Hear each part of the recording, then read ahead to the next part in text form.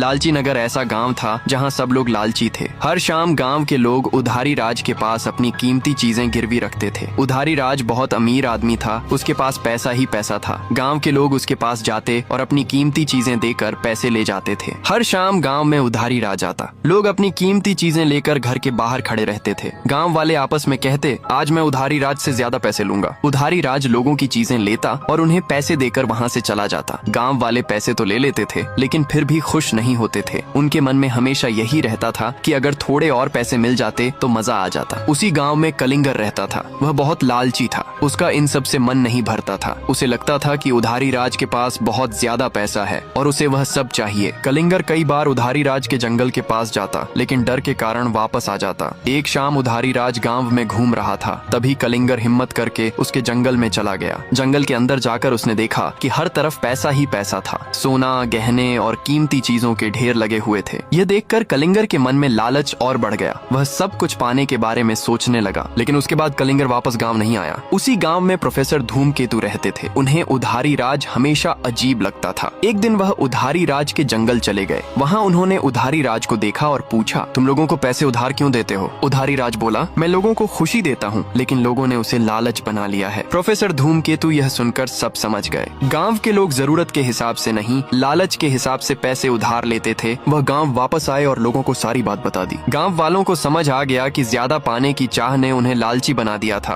उस दिन से गांव वालों ने लालच करना छोड़ दिया।